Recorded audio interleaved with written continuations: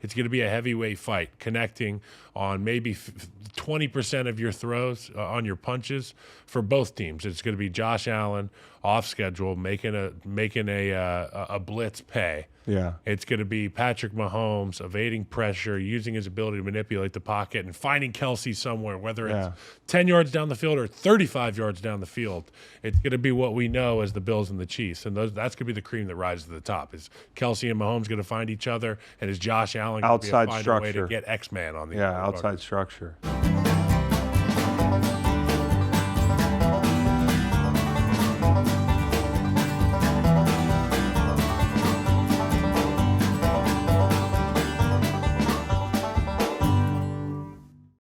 There are only 4 games.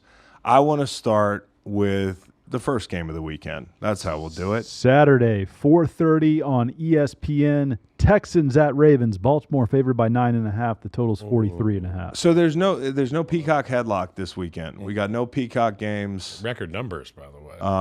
Yeah. Not from me. So now you know the Score app, baby. You're going to see more of this. They're bringing it back. They always test to see if, like, will you eat out of our hands? And, like, then we eat out of their hands, and then they're like, here's 2 handfuls. It was the first person that posted a picture of their feet, and they said, will somebody pay for this? And then it's like, by God. There is a market. Hey, dear boss, I quit. There is a market. Houston, Baltimore. Okay, here was my biggest thing watching that first game, and especially the first half, because in the second half they pulled away.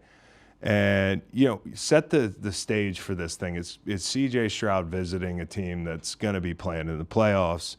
It's the opener. Nobody knows who the Texans are at this point. I don't even know if the Texans know who the Texans are at this point. I took the Texans. Did you? Lost.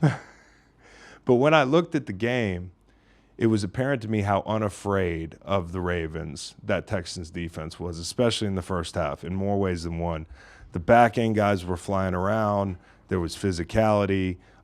They did not look like the less physical team. And I think when you look at that and you look at the way that you might be able to hang in there with these guys, you've got a shot if it's a low-scoring game. If it's a high-scoring game, I don't like your chances, okay? Not in Baltimore, 20-degree weather. I think this is a game where the Texans are going to have to come out and define the pace of play, okay? I think Baltimore's offense, when you looked at that first half of that game, every 3rd and long, it felt like D'Amico Ryans was like, Lamar's not going to beat us with a 9-second play. We're going to heat him up. I think they heated him up on 3rd down 6 times in that game, which is just under 50% for them. I don't know where that lines up as far as their season averages, but in that game, it felt intentionally early to me. It felt like it was an intentional thing to heat him up and speed his clock up in 3rd and long. There's going to be a bunch of guys mugged up. Sometimes they're going to bring 7. Sometimes they're going to bring 5. But I would continue that trend, especially because the one thing that Lamar at times this year has not done a great job of is efficiently hitting the deep. He's a great deep ball thrower, but there was a slump this year where he wasn't throwing them that well. Well, lately, the vertical attack for them has been pretty scary in some spots. But I would, in some situations, try to speed his clock up and force him to beat you in 3 seconds. And I think also for Houston, knowing what they're into is cover 3. Can Baltimore throw them out of cover 3? For people at home who don't look at the coverage stuff, cover 3, you're going to have 2 seams that are wide open. And it's kind of cliche, but that's where you work against cover 3. And Baltimore's getting Andrews back, full participant. Likely's become a bigger part of the offense. So question for me early with Baltimore's offense is, how much does Houston pressure, and can Baltimore throw them out of cover 3? And by that I mean, can they hurt them enough on the seams and with those tight ends that all of a sudden Houston says, we're going to play cover 4 and we're going to make you take the profit underneath? Because if you've seen Baltimore in some spots this year, they will turn the ball over on some longer drives. They'll do some things sometimes that are undisciplined with the football. If you can make them drive the length of the field, and maybe that's what they come out and say, we're going to run cover 4, we're going to make them work the ball down the field. I think that's going to be really interesting to see.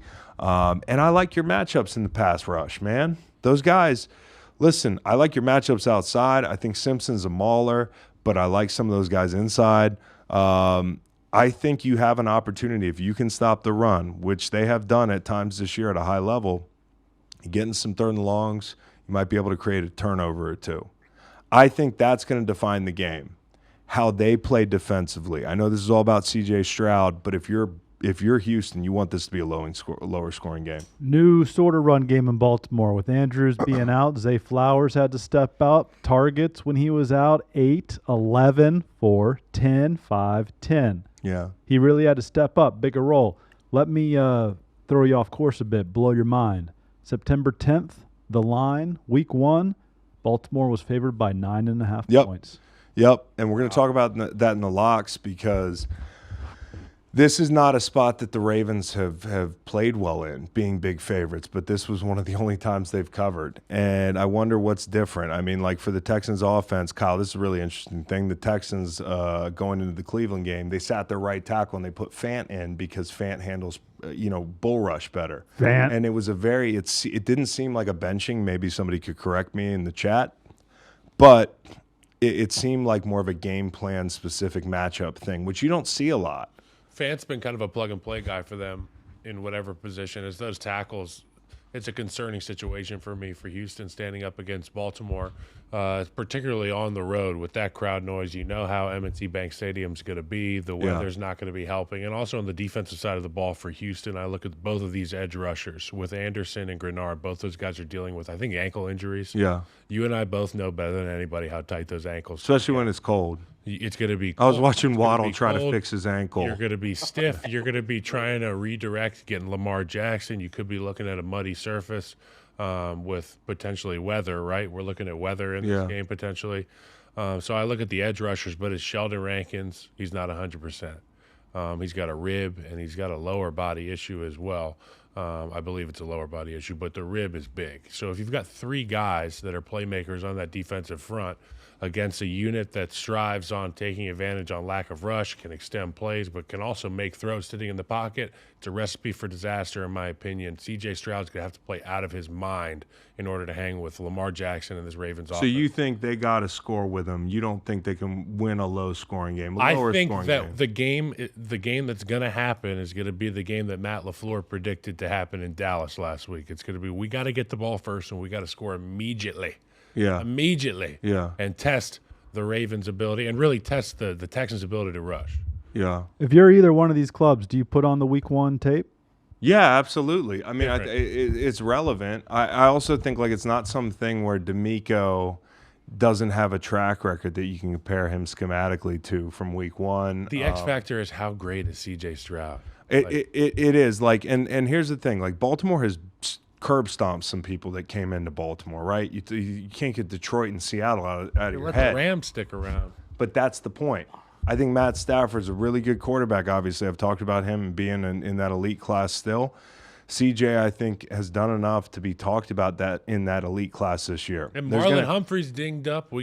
Don't forget that the Ravens aren't without injury. Marlon Humphrey injury is huge, They've right? got guys Potentially. that are dinged up. They had a week off, but you and I both know this stuff is just it's a war of attrition, and it's whatever you got left in your magazine, fire that. And I don't know.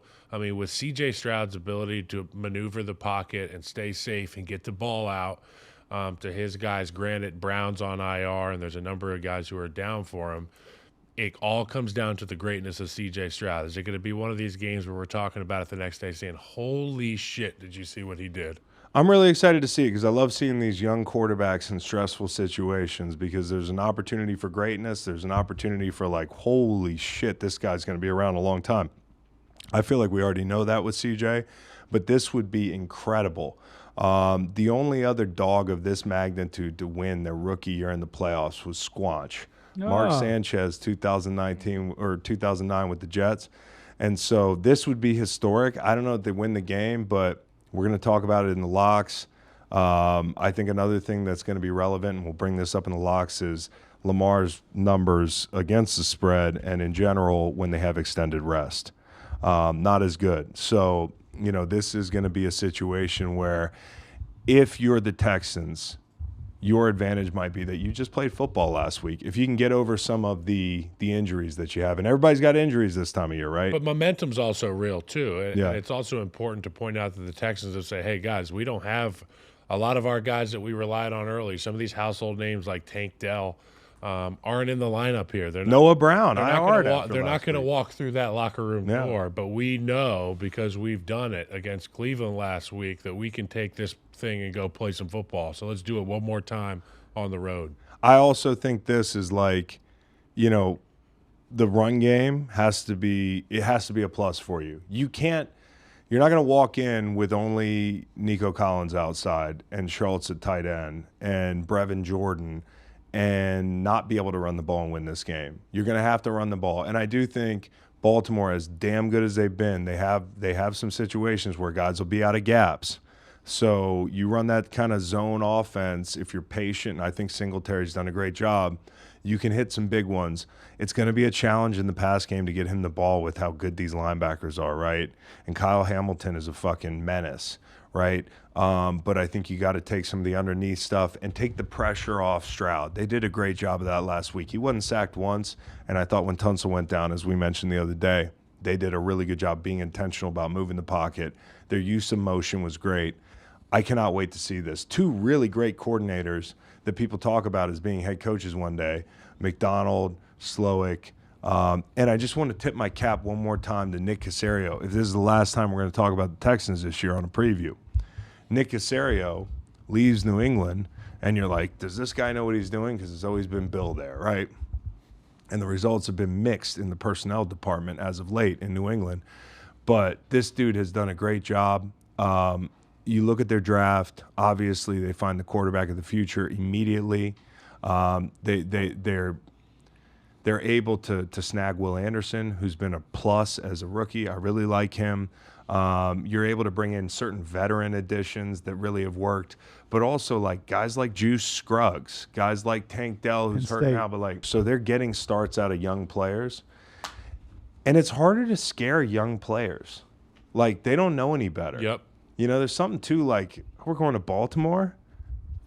Like, just tell me this isn't supposed to happen. I don't know. These guys are just trying to remember their cleats. Who are you buying tickets for? Which can be a good thing, being young in a situation like this. And I also say this. It does not matter how many playoff games you've played in. We see this all the time. Position players that have been there forever making huge mistakes. Guys that have never been in the playoffs making huge plays. And then some guys like Jordan Love who just show up and make plays and throw to tight windows and run the home team out. And that's a good segue into Packers-Niners. This game's on Fox. Green Bay's in Santa Clara. San Francisco favored by 9.5. Total's 50.5. I thought it was San Jose. Santa Clara, that's where I told the concussion people back in 2013 that I wasn't concussed. They were like, where are you?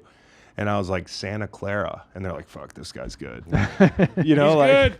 Like you could have said San Francisco. Wouldn't have been wrong. The Bay. Technically, though, he would have. The Bay. Yeah. Levi's Stadium. Now, if you had said San Francisco, they would have said, all right, get back out there. Yeah. Well, maybe it wasn't 2013, whenever they switched to the new stadium. Okay, Packers-Niners. All right, first I want to say this. I think the Jordan Love decision underscores something that we've learned the lesson over and over again, but we never seem to react in real time like we've learned the lesson. When Jordan Love was drafted by the Packers, people were like, what the fuck are you doing? Like, and you're going to ruin Aaron Rodgers. You're going to piss Aaron Rodgers off. They went to the NFC Championship multiple times after that, so it didn't ruin them on the field. Not that I could see. Maybe it pissed Rodgers off. Okay. But it was the right thing for that organization. And at the time, people were like, what are you doing? It was a head scratcher. And guess what? Moment. Green Bay knows what to do with fucking quarterback. Yes, dude. So yeah, but if anyone questions time, anything, you didn't say that. You Chicagoans, you Bears, and you Southsiders should know more than any. It's absolutely you and me terrible. both said, ha ha ha. No. Look at those idiots. Every time anytime a quarterback goes near Green Bay, I get scared. Anytime a quarterback goes near Green Bay, it's scary. Well, here's good news for you: no new quarterbacks going near Green Bay for the next 12 to 14 years, because I think he might be that good. Okay, and I just want to say this: they were 3-6, Chris. Listen, the goalposts have continued to move, because when they were bad and I said he was good, people said you're wrong. And then when they started winning, it was like, this is too short a sample size. And now it's like, what? I said at week 1 he looked like Aaron Rodgers. we'll pull that tape up and play it. That's what I He said. was at Utah Yeah, State, you're I talking said about his Aaron arm Rodgers. release, his arm angle. I was talking about on Twitter. There's things that he does in the pocket, out of the pocket, throwing the football that just are. It's evident to me that he not only was in the same room as Aaron Rodgers, Yes. but he was learning a great deal from Aaron Rodgers. I think most people can see Who did the same thing with Brett Favre. I think most people can see that he did pick up things from Aaron along the way. But this offense is like Matt LaFleur's offense too, which is really exciting for Matt LaFleur and for Jordan Love. But going back over some of these unpopular decisions, Kyle, I mean, I wasn't a sports fan when Herschel Walker got traded, but I went on Reddit and was trying to find out like what people who were alive at the time and adults thought about that. He chased trains. Like people in Minnesota thought, "Hey, we're going to win the Super Bowl now." He chased trains. We're going to win the Super Bowl got now. so fast. We're a running back away. People in Dallas, I don't know what they thought. I wasn't down in Dallas. Maybe if you listen to the podcast and you're from Dallas, you could tell me were you guys like fucking mad when you traded away this phenom. But that's the thing that launched Dallas into that dynasty. And, you know, I'm pretty sure it didn't work out real well for Minnesota. The Jalen pick. The Herschel, that was a MAGA deal. Just huge. You know what though? I think you got to talk about the era that was traded, because then that's when running backs were so important. We're so valuable. It was almost like how center. Could you imagine in the NBA? Could you imagine somebody sending that many picks over for a running back now? But Ricky Williams, it was the same thing that happened with Ricky Williams. I don't know. It's like, what would you give up for Christian McCaffrey? I mentioned and here's the thing about Christian McCaffrey. We've said this before. The only team that would have been right trading for Christian McCaffrey is the team that traded for him. Yeah. Anybody else that did it? You mean Arthur Smith wouldn't know what to do? It wouldn't have been. Yeah, no. Why do you say that?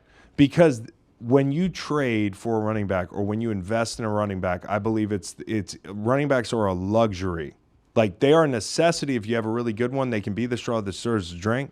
But when you're building a team, in my opinion, the last thing you go get if you're really trying to overpay for a running back or give up draft capital is a running back. And I think a situation that's perfectly laid out for a team to take advantage of that X factor would be San Francisco. Like say, I don't know, I'm trying to think of a middling team. Say the Bears got Christian McCaffrey. They would lean on Christian McCaffrey. You think the Bears are going to be better today? No, let me. I want to know if I'm hearing you right. Yeah. You're saying like if you're going to get a guy that's a running back, he can't be the guy. He's got to complement certain people that are the pieces that are already in place. If you're it's not Paul McCartney. We got the Beatles if you're going to draft a special running back on a fucking rookie deal, then by all means do it. I don't think that like Bijan Robinson picked in the top 10. I don't have any issue with picking running backs high. Mm-hmm. If you think there's somebody truly special. But when you go out and give up draft capital for running back in today's NFL, what you're saying is that we're ready to win right now. Saquon's won one playoff game.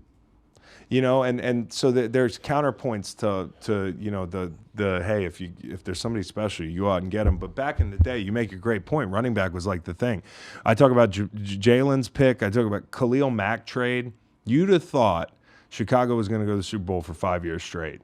And, you know, part of that is, would they have won the trade had they had a quarterback or something like that where the offense was a lot better? And Kyle, I don't mean to talk about something that's close to home, but I guess the point is, like, people made fun of the Raiders. Where were the Raiders going to go with Khalil Mack? You know, they weren't going anywhere with Khalil Mack. This is my whole Justin Jefferson argument. I know. But unironically, it's kind of real. But I would argue that the Justin Jefferson argument is you have such a dynamic offense and an offensive play caller that, like... That's why I'm comfortable with letting a guy like that walk if it's in exchange for the right haul. And you got, like, weapons in that... I wouldn't trade Justin Jefferson. I'm not going to call you... We have different Madden franchises. Yeah. RG3, I was with the Rams when we passed up RG3. I'm going to get Caleb Williams. And got all those picks. Now, there's always two sides to the story. Like, our picks weren't all hits, but I remember we walked all our picks out for the coin toss when we played the Washington Redskins, and it was RG3 was the captain, and there were like 5 picks, and we sent all the picks out, which was a real mind fuck for them. But nobody won. That's awesome. But nobody won. You know what I mean? Like, for the most part, we always think somebody won or Jack lost. Rabbit. Or we know. Jack Rabbit was a good player. How about? Sorry, the Niners gave up a second, a third, a fourth, and a fifth for McCaffrey. How about last thing, because it's Jerry Krause week. right? I don't want to talk about that. What's wrong with you people? That's not. You know what? I'm gonna go a little deep here. Okay. I'm gonna go deep. You know how the thing that happened here in Charlottesville Yes. 2 years ago? Uh-huh. And the first thing you say to anyone that asked about it, those weren't our people. Right. Those weren't our people. I don't think those were our people. You don't think those were your people? No. They were plants. Now, here's the other thing. Here's the other thing, okay? Jerry was the bad guy. Yes. All right, and there is a generation, my generation, and a little bit older, that knows that. The younger generation didn't know that until the Last Dance. Until the Last Dance. So that didn't help. Now the Bulls should have known that. And why are you inviting? I just think people should have Bad enough idea. decency not to make a widow cry. And I was on the side of Jerry Krause's family on like Saturday, and then I come in Monday or Tuesday, and I find out crying. because I forgot the Jerry Krause part of The Last Dance. I forgot he was dead. And it made it even worse. I was like, holy shit, the guy's dead and you're See booing? Ron Harper? You're just booing dead guys? The booing the dead guy. Just don't say anything, right? Just don't do anything. You're not That- booing a dead guy. You're booing a dead guy's wife. Yes. But the point I'm making is how Something that would happen in how Philly. popular? No, come on. Because we threw snowballs at Santa, who's not real. They would have. Don't get me Oh, going no, on no, the no, Jersey. no, no, no. Santa's about how Okay. is about a feeling. The last thing I want to say is this about the whole the moves that aren't popular. Jerry Krause, what did he do? What was his first lasting contribution to Chicago basketball? He kept the books. He told the other coach to beat it, and they hired Phil Jackson. Mm-hmm. That's Okay. Are you My saying- sources And got a they- little different. Okay, They what are you like saying? the other Listen, coach. first of all, Phil totally backstabbed Doug Collins. Yep. Totally. Yep. All right. Jerry was going along for the ride. All right. The other thing, Jerry didn't even draft Jordan. But that wasn't. No. But that It wasn't stops there. popular. You tell I got me. nothing else. Was it received positively at the And he time? underpaid Pippen. Was it received Drafted positively two at the time when Doug Reinsdorf Collins underpaid. left was- Chicago and they brought in this fucking 6'10" yoga guy? Was that received positively at the time? You know, I don't necessarily. I think he's got a book remember. called 11 The thing Rings. is, if MJ, I don't think MJ was for it all the way, but then he sat down with Phil and he figured out that this was. But the fans. This was the guy. The fans were following Mike. If Mike was fine with it, everyone was Got fine it. with it. I understand better. But I also understand that Jerry Krause is dead.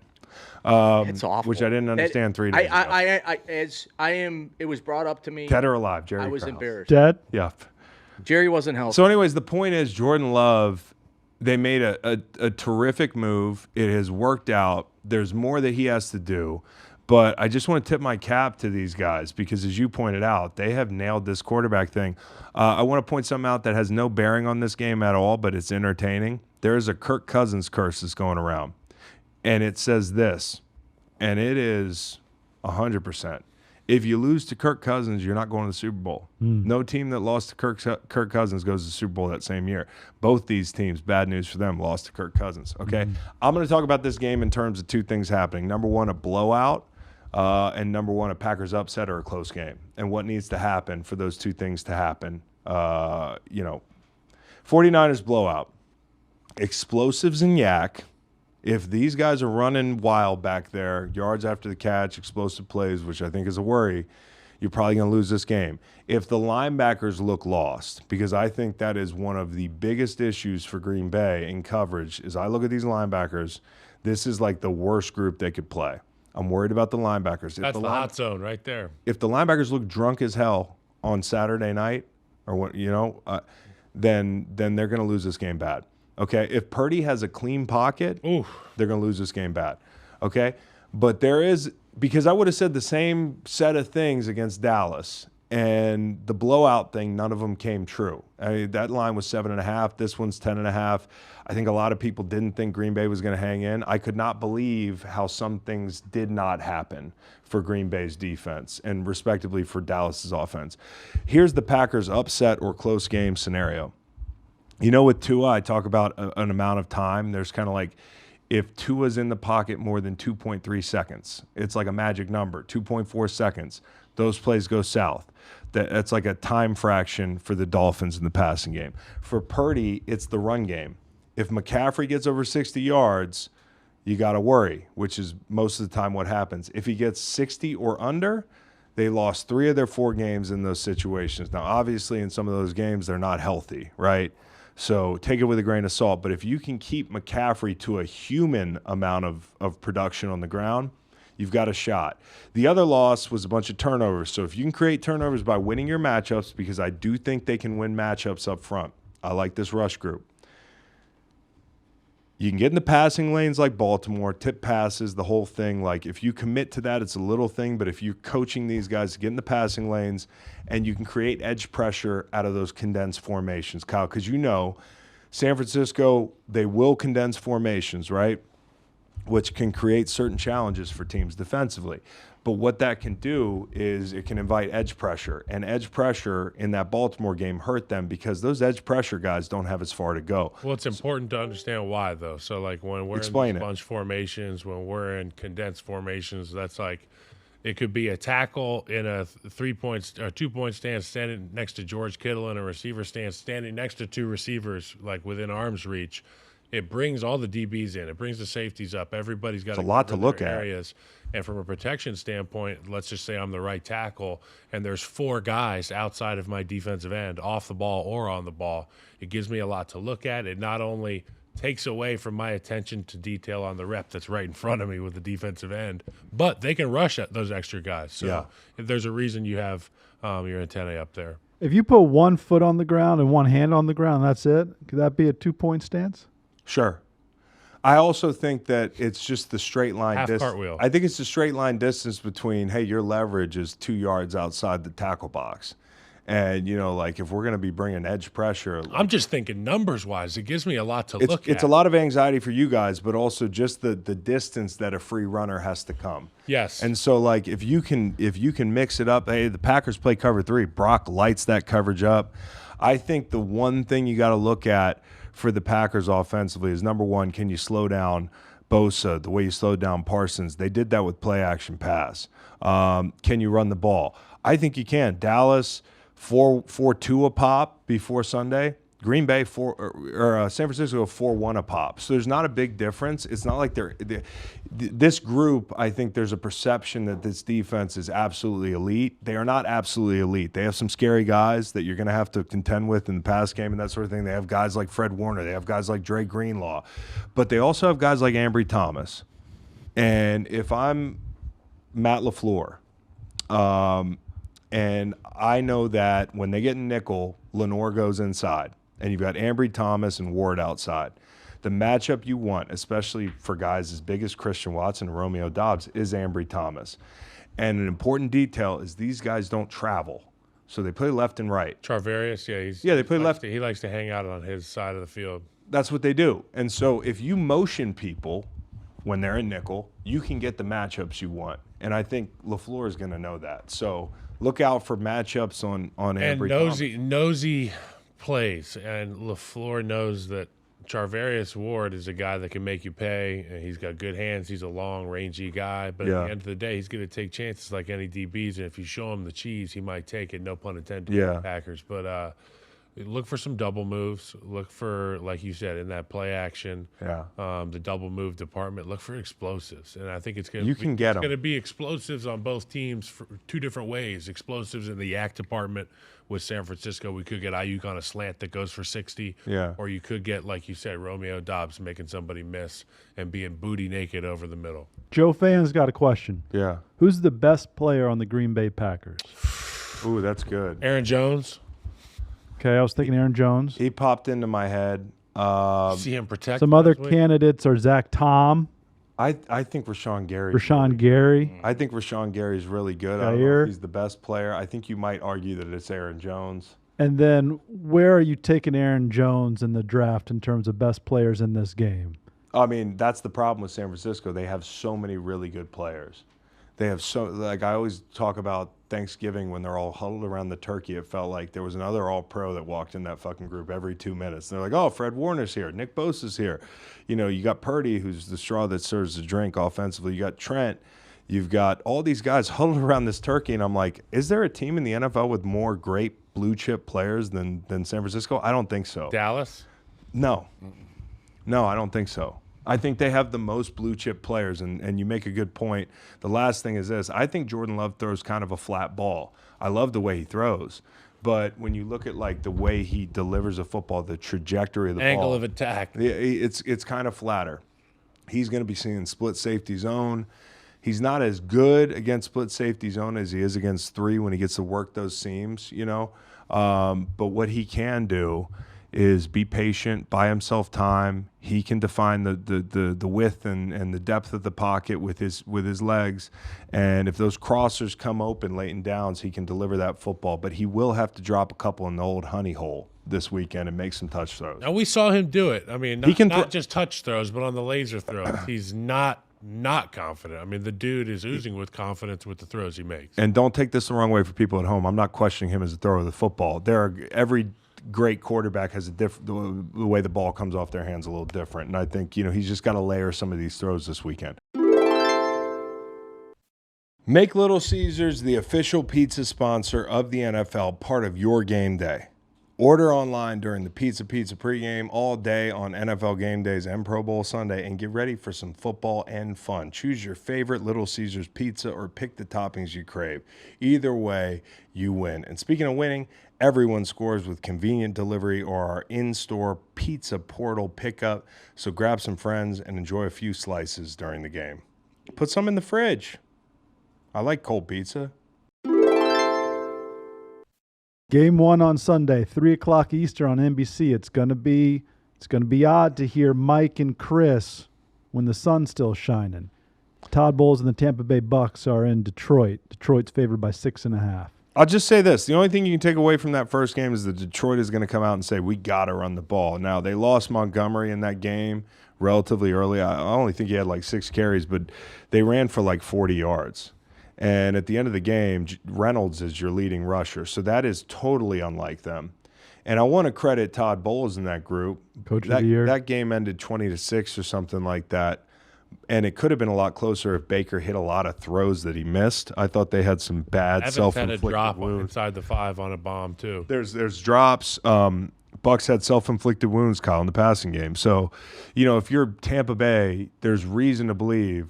And I think they have a special kind of belief down there right now because they have this like nobody's given us a chance. But also, it's amazing how quickly Detroit becomes like the juggernaut and another team that just won a Super Bowl a couple of years, albeit with Tom.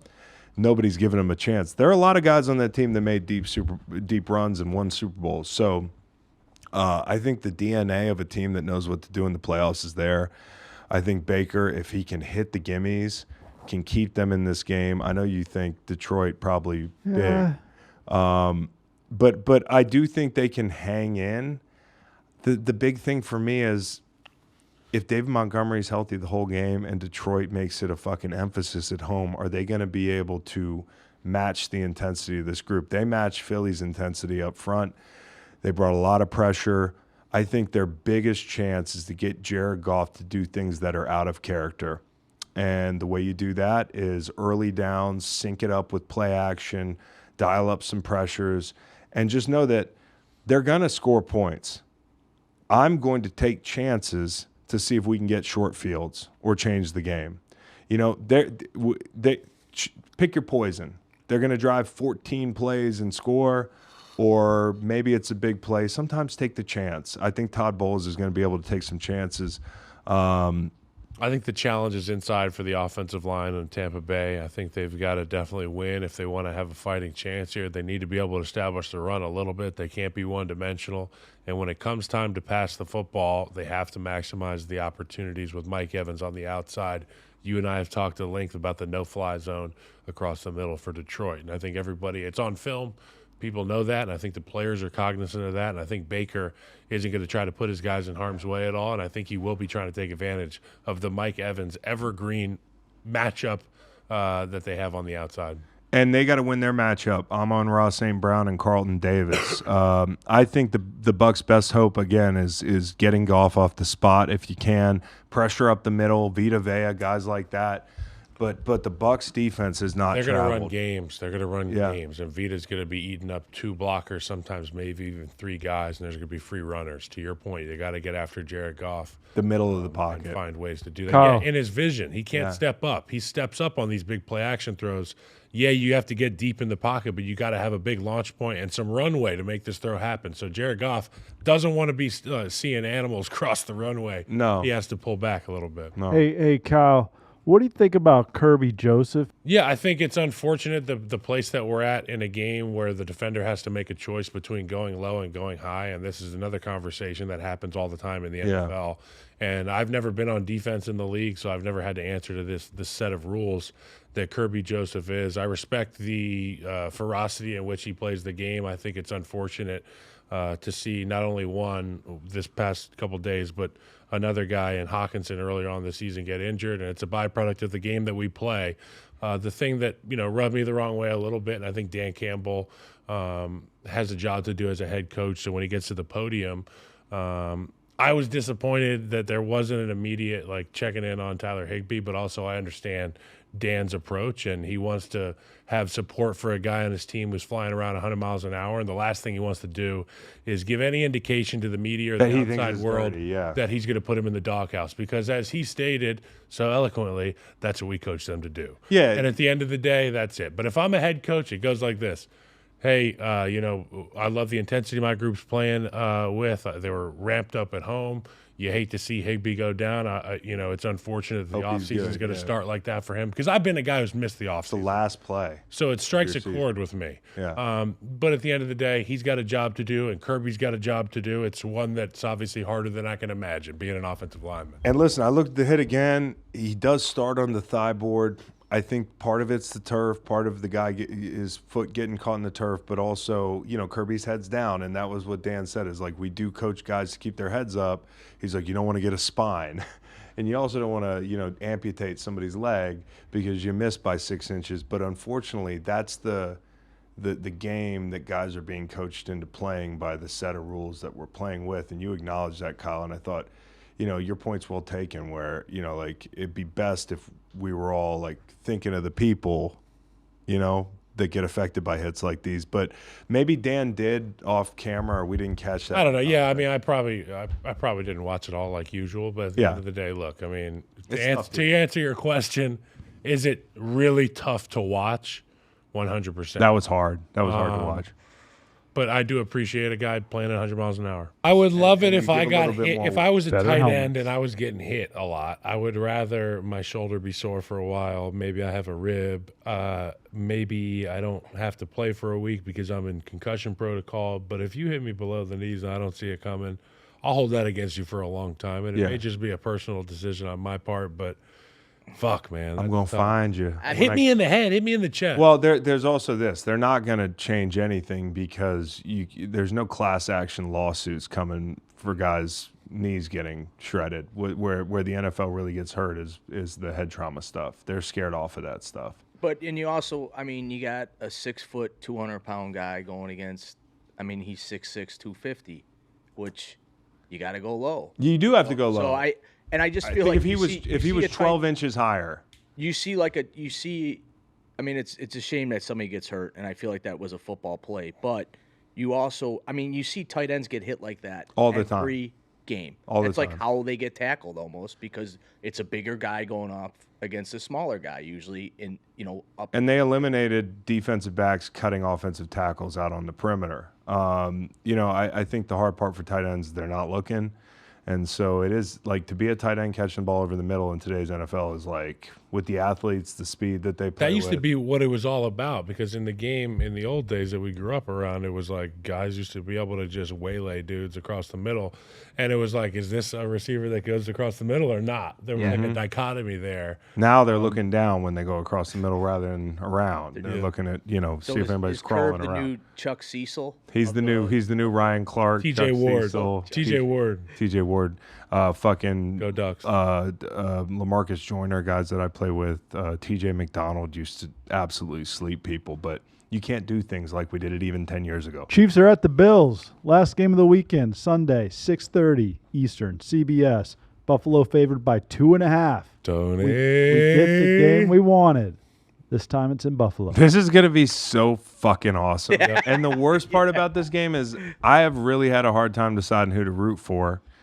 I'll help you. Okay. Buffalo. Right, I know. And the hard part is, I know. The hard part for me as a journo is I've taken a lot of shit this year for not writing off the cheeks. Cheeks. I wrote off the cheeks. Freudian slip. Because they were Cheeks, but now they're the Chiefs, man. They were a couple weeks ago. They were Cheeks. Now they're the Chiefs, Kyle. And so it's hard Now for they're me. the P. I want to take a victory lap that they actually are still good and they can win in the playoffs. I got in like a heated argument with my friends on Inside the NFL over this weeks back, and like I've said on this show that I think they're still really good. And I think they could win this game. I think I lean Chiefs. I really do. And it has nothing to do with the two teams. It does have something to do with the two teams. Part of it, Kyle, is this. Do you remember how you felt? Describe to people at home how you felt on a Wednesday. Like shit. Like every step hurts. You need Like there were no anti-inflammatory. steps. I was faking paralysis to not do anything. Yes, and it takes you an hour to warm up out on the field and all I was that a good stuff. actor. Like for people at home, they don't realize if you go, hey, Monday after the game, you feel like shit, but you're gonna feel even worse Tuesday because of DOMS. And then it's gonna get even worse. Soreness. And then Wednesday, you're actually gonna have to go out in pads and work it out, and you feel shitty. And then Thursday, you're stiff, but your legs are lighter. And then Friday, you're still stiff, but your legs are a little bit lighter. And Saturday, you're stiff as hell sitting in the meetings. But with one more good night's sleep, you might feel kind of fresh tomorrow. Because A little vitamin D and it's time to go. Friday's a very rep-intensive practice, but it's not an intensive rep It's supposed to be practice. Fast Friday. Yeah, Fast Friday. We Okay. also call it 1,000-rep Thursday. So throughout the week, they're not giving you an opportunity to like come up for air. But the point I'm making is for the Bills, time of tape right now, it's Thursday. And you don't feel great on a Thursday or a Wednesday. Friday, you feel a little bit fresher as I kind of went through that week. For the Chiefs, it's Friday. Yeah, It's business as usual. it feels like a Friday. They played last Saturday, right? So it's been Saturday night. Yeah, so it's about Friday for them. And for the Chiefs or for the Bills, it's kind of like Thursday. Like this morning's Thursday morning. You're still feeling like shit. So my point is this, like their bodies are in different places. And if you look at the Buffalo injury report, they had injuries before this game. They got injuries after this game. Teron Johnson, Benford, Bernard. They got a punter hurt. And they signed another one, not the guy that was actually really good at it. Areza? Yeah, they didn't sign him. Punt Poor guy. guy. That poor guy. Yeah, I feel bad for that guy. But I feel bad for the Bills. Wasn't even in the county. He wasn't even in the county, turns out. But the Bills don't really have a punter. Now, they went out and signed somebody. The point I'm making is the Bills are kind of they're kind of banged up. They're on a short week. I'm not saying they're going to lose for sure. I know I'm supposed to just pick games, but I'd like to be able to enjoy this game and just see how it plays out. I think the Chiefs have plenty to come in there and win. They'll have Pacheco back. I think they get more tape on Brady. I don't just think, Kyle, that it's about the physicality that you can play with relative to a team that's had less rest. I think it's also about what you can do during the week. You know what I'm saying? Explain that to me. What I'm saying is, yeah, your body feels like shit, Yep. but as a result of that, if you've gone a Thursday night game, you've got that coming up. You're coming off a Sunday game. You don't have a full week of practice. No. You're not going to be able to get the run fits in. You're not going to be able to do the physical things that you do on a normal week. The Chiefs can go about their business. Yep. And I think this game is about physicality and not flash and flare. Yeah, absolutely. Like How the can game you that I show up came and to watch present in yourself? 2018, or was it 19? I can't remember. It was 19. 21. The overtime, it was 19. It's the overtime game. I think year is it? It's 24. COVID. It But was this- the Grim Reaper game. I was dude. at that game. Kyle was on the sidelines for that game where it's Chiefs and Bills, and it feels like the last team with the ball wins. I feel like it could be the case in this game, but in more of like a 23-20 kind of fashion. And I think it's about the run game. Brady schemed up Cook big time. And I also think the thing me and Kyle were talking about was, does Spags blitz this game? Josh beat a bunch of free runners. So do you knowing that Cook's going to be central, do you pull resources off of trying to get free runners and worry about covering the guy and trust your guys outside and you're rushed that they're going to get home? There's going to be so much meat on the bone for that offense too. And, you watch the Kansas City Chiefs play last week, and yeah, they had success. And Rashee Rice, good for him. He had a great game, and I expect him to have another great game here. But Travis Kelce had a couple key drops. He's not going to drop. He's not going to do that again. He's not going to drop the ball against. That's the Buffalo, best news for the Chiefs. So you told me they forgot. And Pacheco started the game with a rocket shooting out of his ass. This is the way that this offense is supposed to look.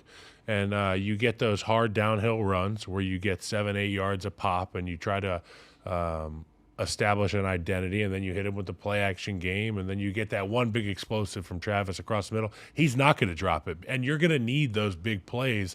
It's going to be a heavyweight fight, connecting on maybe 20% of your throws on your punches for both teams. It's going to be Josh Allen off schedule making a blitz pay. Yeah. It's going to be Patrick Mahomes evading pressure, using his ability to manipulate the pocket, and finding Kelce somewhere, whether it's 10 yards down the field or 35 yards down the field. It's going to be what we know as the Bills and the Chiefs, and that's going to be the cream that rises to the top. Is Kelce and Mahomes going to find each other, and is Josh Allen going to find a way to get X-Man on the outside structure? I just got a really bad vision in my head pictures. I don't even want to say it out loud. I don't even think I should. Say it. Kyle Allen over 0.5 pass attempts. I got a vision of Josh on the sideline for a little while. Golly, I know. I know. He said, that's a weird vision to have in the middle of the show. Well, I mean, it could be stomach flu, but I mean, I just so bet it. Is that a thing? I don't know. I've retired from gambling. Okay. By the way, where is Carl Cheffers this weekend? He is not in Buffalo. That's a really important. That's an important notice. They need to put an ankle monitor on this guy if he comes within 60 miles of one of their games. And I also want to see Tony checking with everybody this week. I mean, these are going to be some of the most. If Tony's in the game and he is not demonstratively checking with the official or onside, he should never be on an NFL field again. Like, never. He should be checking with the FAR officials. He should be checking with all the officials. He should check with the people in New York. And the other Tony in the booth, he's going to be just having a love fest. It's just heaven for Tony Romo and Jim. He's a pig in shit, dude. And by the way, I know he loves. I know Tony's spotter, by the way. Oh yeah. Yeah, he works on Inside the NFL. His name's Josh. He's great. That's a great gig. But the spotters, they're necessary. They're real necessary. Anyways. Sean Hockley's going to do the game. The Chiefs are 8-2 and 2-0 in the playoffs with Sean Hockley, so Bills fans are already upset about this. And although the Bills got a little bit of good luck with the game getting rescheduled, I do think they have been on the ass end of this thing. With the rest disadvantage and it's been the last few years with the Bills, right? Everything's been off schedule with the Hamlin stuff, with all this stuff going on this year with the weather. It's a team that has had to just say, don't look at your clock, don't look at your iPhone. It's right now. The time is right now. Yeah, and the context is crazy for them. After the game, though, I think Mahomes will probably hold a press conference at midfield where he compliments everybody on the other team and shakes their hand one by one.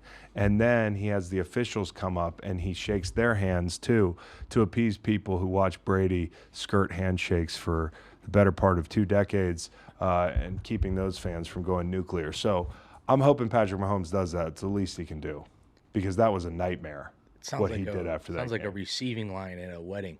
That's what some people are going to want from him this weekend. Bills by 3 over I'm the just Chiefs. calling back to that shit show. I'm going Kansas City. Okay. Yeah. I think I lean Kansas City. I think it's Josh Allen's time.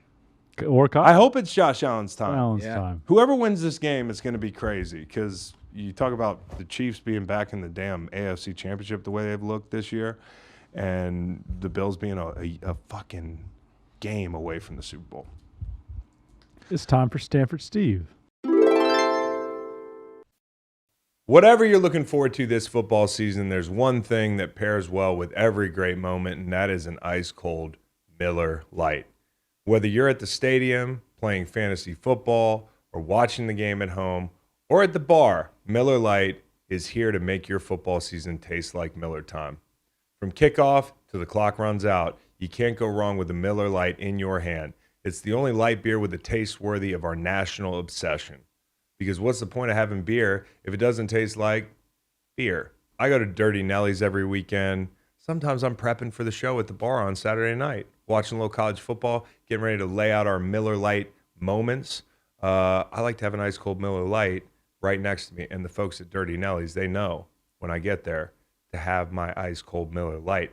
It's got only 96 calories and 3.2 carbs per 12-ounce serving with a smooth taste and a crisp, clean finish.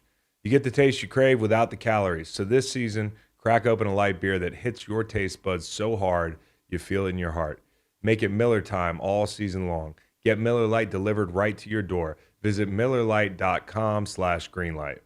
Or you can find it pretty much anywhere that sells beer. Celebrate responsibly. Miller Brewing Company, Milwaukee, Wisconsin. 96 calories and 3.2 carbs per 12 ounces.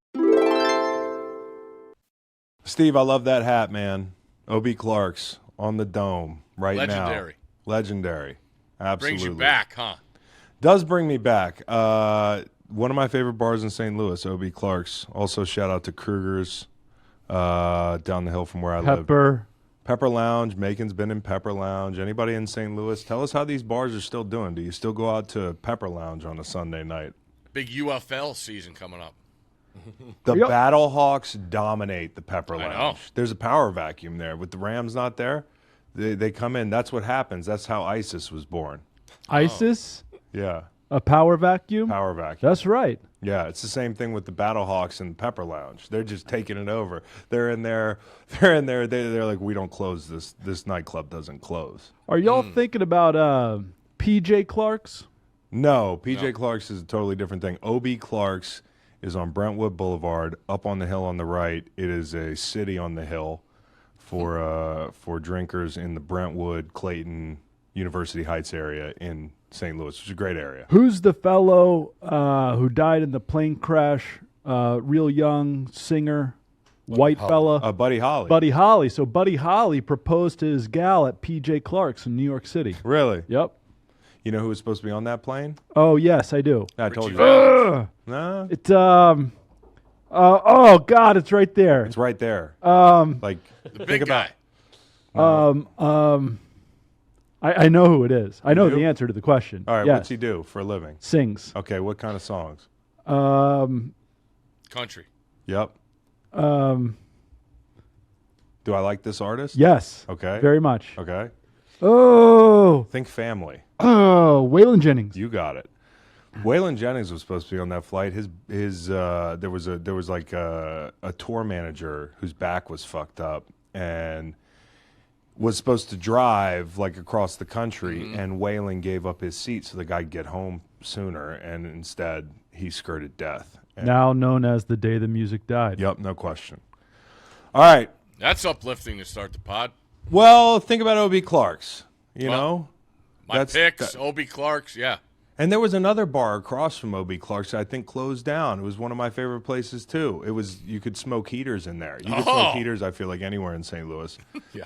But across Brentwood Boulevard there was a little bar that I'm just forgetting the name of. But it was kind of like when O.B. Clark's was too packed, you'd go over there. But I got on Google Maps and it's not there anymore. I'm afraid. Ooh. I'm afraid it's gone.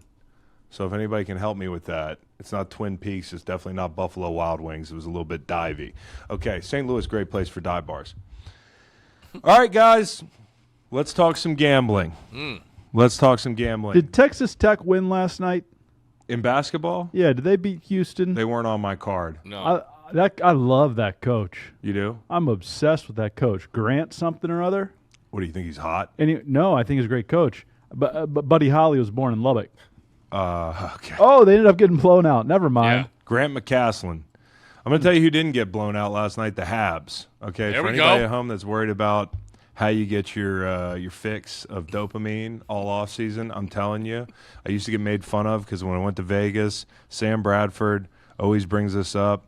I guess I was in a hole. Chase Long emerged from the hole, and he put a bunch of money on a Flames total quietly in the sports book. And as as the hockey men made too many goals, there was like a guttural reaction from my little love seat that I was sitting in with my card, and Sam's like, "What's wrong?" And I'm like, "I bet the Flames total."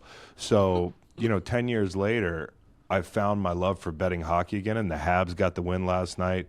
Threw in a couple parlays. I think betting hockey's easy. Yep, I agree. Okay. Let's talk about football here, Steve. I'm gonna lay the scene out for yous at home. Okay, we've got a tight race. Your boy, he has risen. Okay, I was left for dead, and I climbed out of my tomb. I am now 29, 26, and 2. After a perfect 3-0 this weekend. And by the way, I just I'm proud of. You nailed it. Puff the chest out. You hit every single thing. From Saturday to Monday, I was 8-0. I was 8-0 on totals and sides, and I told people, hey, maybe fade me Monday because I took the birds. So did Steve. Yeah. That was as bad as it got. Like as soon as the game started, I was like, and by the grace of God, the under hit, but only because we've totally quit playing offense in Philadelphia. The Bills over was clear from the start that was going to hit, and I was on the wrong side of that. Steve was on the wrong side of that. I was on the wrong side of the Steelers. I just had a feeling, but Josh looked great. So here we are. I'm 29, 26, and 2. Got the 3-0. Steve had a tough day. We don't have to go through it. I guess I will. He had the Finns, the Birds, and the under in Buffalo. Didn't disagree with you on the Birds, and then Macon. Bills, Texans, and the under 44.5 in Houston. So the halftime hit. It hit at halftime. There was a moment late in the Bills game where you texted me, and the last thing I was thinking about was the locks. It was the hole that I had created myself this week. But Macon's lamenting the fact that at a point the Steelers almost had a backdoor cover. Yeah, Tyler Bass hit a field goal like you or I would hit a field goal. Yeah. It just went right. Thank God that it covered like a teaser for the Steelers. Oh, the teasers. And then they were throwing down near the goal line. There could have been a DPI. I was sweating Bills 9.5, but it covered. No need to sweat. You know what I realized you didn't have to sweat is when Mike Tomlin forgot that the punter was injured and didn't take any timeouts until 2 seconds left in the first half. That was an all-time head-scratcher. All right, so looking at this week, we've got 4 games. I noticed, I don't know if you said my record. Oh, your record's 31-26. Yeah. You're in first place squarely. Okay. I've got 2 weeks to make up 2 games. And lately I've been coming on like gangbusters. So if I can, I'm like the Buffalo Bills of this competition, you know? But Macon, you've been doing a tremendous job. Thanks. Clubhouse leader. This could be a Steve. historic season for Macon if he can close this thing out. All right, let's go. Who's up first? Stanford Steve. That wasn't rhetorical. You know how this. You know I am with this stuff. I'm not sure. Nice joke there. It wasn't. It was. Just one final thing on the Eagles. There's a lot of hatred between Philly and New York, but I'll just let Eagles fans know that's what watching your team feels like when you're a New York Mets fan. That Eagles demise feels exactly – all I can – like I'm at the game. I'm on the sidelines. Before the half, they're trying to, get something going. And I'm like, this isn't going to happen. This is exactly what the New York Mets do. So shout out to the Eagles fans. Honestly, it's kind of like watching Virginia football. Seriously, it's got a little bit of a Virginia football vibe where there's a couple points in the game. But you were never 10-1. No. But there are situations, many games, where we dig ourselves a hole. We come close to digging out of it at multiple turns in the game. And the second half is basically a situation where it's like, could you have just blown us out all the way so I could turn the game off? I'm still watching this game with 8 minutes to go, and then the floodgates open. So, Steve, you're picking first. Who you got? I'm going first, and I'm taking the first game of the weekend. Gimme the Texans plus the points. Rookie quarterbacks are 5-1 ATS in their last 6 divisional round games, including 4-0 ATS as underdogs in that span. Texans have covered 3 straight games and 4 of the last 5. That's all I need to know. Can't wait. We will be there for Monday Night Countdown on Saturday. So the whole crew will be there. 20 degrees. Interested to see the weather and the factor it has on the game. I think a lot of eyeballs obviously are on the 1 seeds, and knowing that they've had so much time off and how they come out, I like the teams that have played.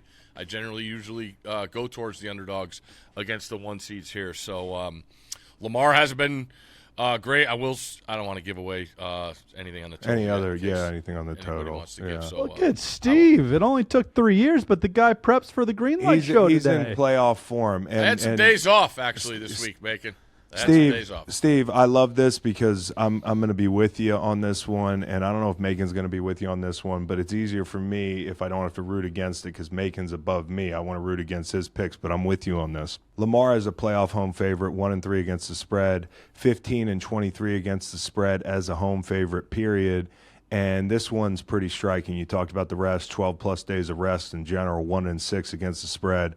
Over the last 3 years, 3-point line favorite or higher, 6-16 against the spread, -7.5 or higher, 1-8 against the spread. The only cover came where? Against the Houston Texans, week 1. So depending on what you think there, I think Steve's on the board with a good one there.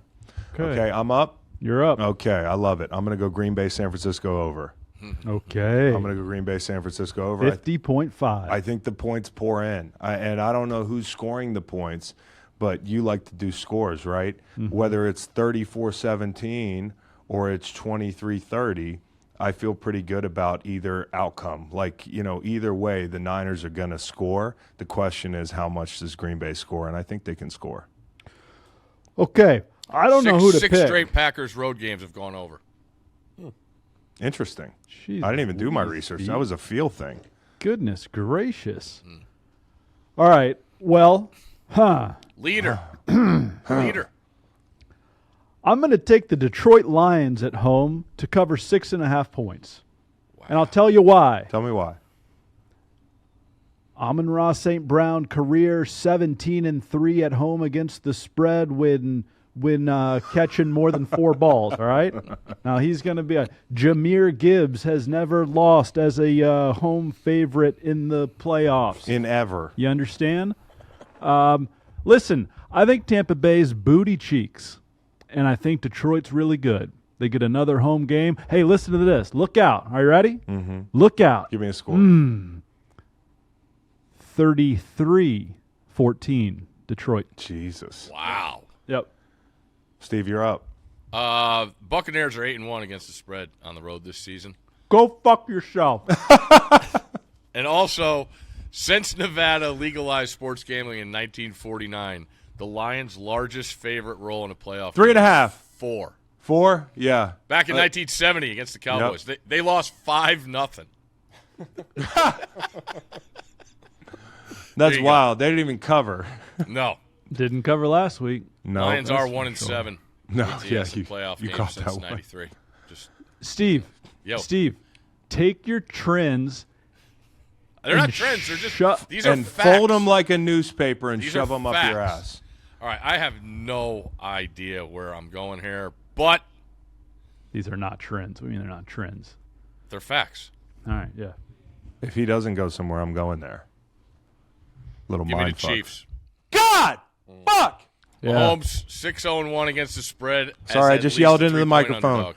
Please don't give us 1 star on Apple Podcast reviews. Please don't hit my mentions about it. Got a little loud for you for a second. All right, I got all time, and I'll stop with the stats. Mahomes has not been at least a 3-point underdog in 72 straight starts. That's the 3rd longest streak in Super Bowl era, including the playoffs, only behind Tom Brady, 76, and Joe Montana, 73. Mahomes as a dog performs well. Also, this road game thing, as we talked about in the previews, is it's kind of like, I wouldn't say it's exaggerated. People aren't looking at the data. His winning percentage at home on the road as a player, pretty much similar, almost identical. So he's still Patrick Mahomes on the road. We talked about the rest advantage. It's a big deal. So I think they keep this game close. I agree with you, Steve, as you could tell. Undefeated as a road underdog in his career, 8-0-1. Against the spread.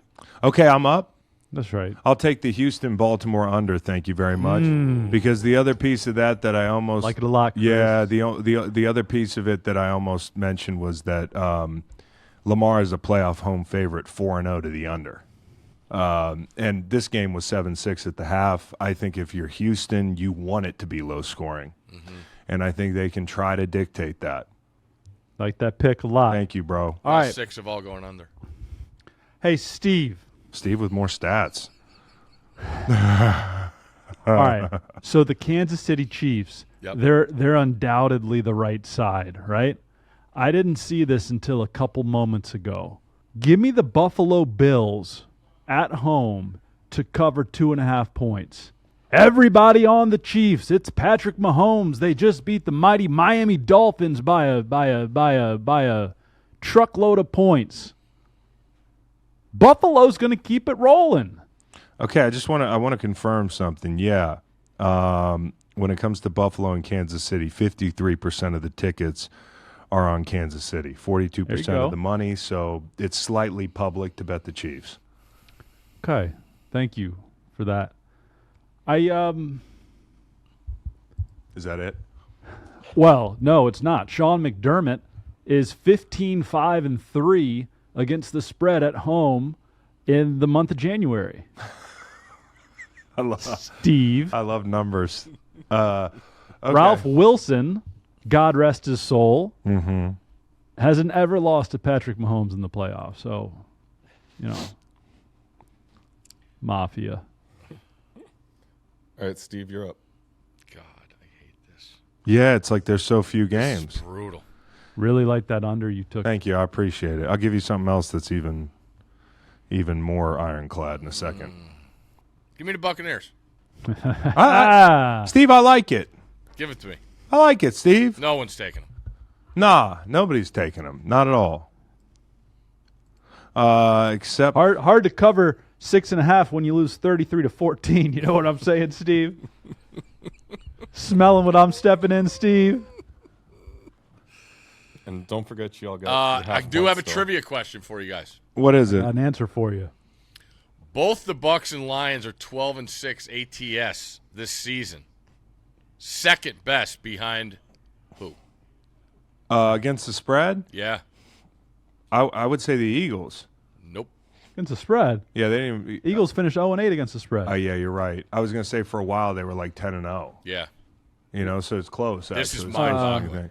I think. It's going to be a bad team then. It's a bad team. It's a The bad team. Arizona Cardinals. Okay, That's go a good ahead. idea. Go ahead. Raiders.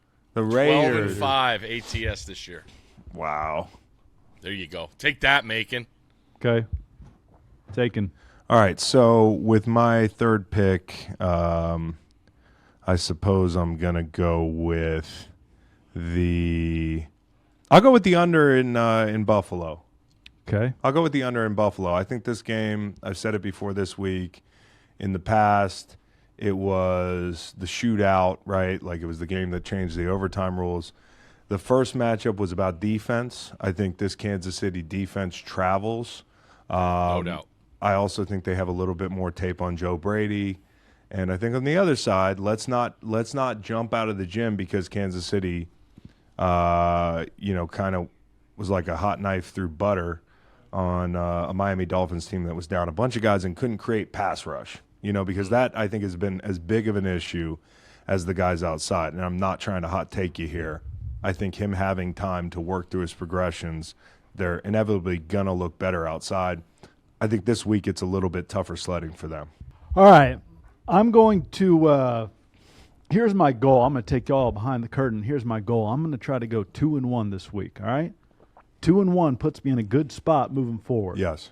And though I feel like kind of a wuss for taking 3 favorites, I'm going to eschew the over in Detroit and take the San Francisco 49ers That's a good play. to cover 9.5 points against the Packers. Healthy Good play. San Francisco, Yeah.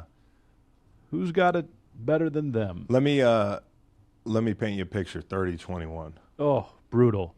But listen to this. Yeah. All right? Yeah, listen, I'm listening. Okay? Because these guys own those guys, okay? Yeah, uh-huh. Niners, 99-7-2 all time against The Packers? Yep.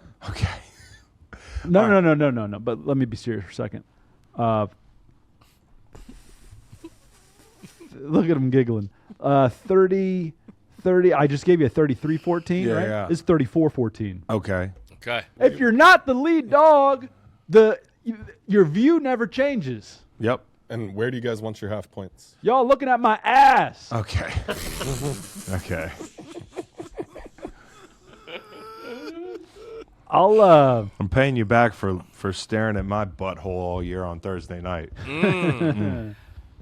Okay, so NFL. What am I looking at here? We all need to give out half points. We got to give out half points. Okay. Well, I see Chiefs as 3 right now, so that gets me to 3.5. I got it at 2.5. Whoa. Steve. Oh, whoa. Well, That's what it is right now. Yep. I have 3. I see 2.5. Okay, we'll see. Okay, I'm gonna buy my half point. We'll see. We'll Don't we see. have to There's figure no it out right now? see. I'm gonna buy my half point and bump the Ravens. Well, no, because it's a half point. We're doing that whole half point thing. Half point, Chris. Golly, give me a second here. Doesn't help you much because a push doesn't help you. Well, There really isn't a lot here, because it's all totals for me. Then they're all half point totals. I'll take the Houston Baltimore under up to 44, which is a key number. Okay. I'll take the Lions down to 6 points, please. Oh, manners. Yeah. Steve? Chiefs. Chiefs to 3. Okay, cool. And just to add a couple props for people, because there are less games to bet. And I don't mean just like player props. You can also bet things like, for me, I would throw the Green Bay team total into the hat. It's the first bet I made this week, 20.5. Uh-oh. If they're getting blown out, there's a backdoor cover on this thing, easy. Okay? I think the first half under in Baltimore is way too high, 21.5. Just rush to bet that. That game was 7-6 at the half. I think early on Houston would be foolish to try to match them when it comes to tempo. I think they're going to slow it down. I have one to ask you. Would love everybody's take on this one. They're both plus money. Karlaftis over a half a sack or Chris Jones over a half a sack? I think I'd bet them both. Right? I'd bet them both. I would bet both of those guys to pick up a sack this weekend. Karlaftis plus 125, Chris Jones plus 145. Which tells you that Karlaftis is probably more likely, not just because of the odds, but because of the perception that Chris Jones is probably going to get a sack.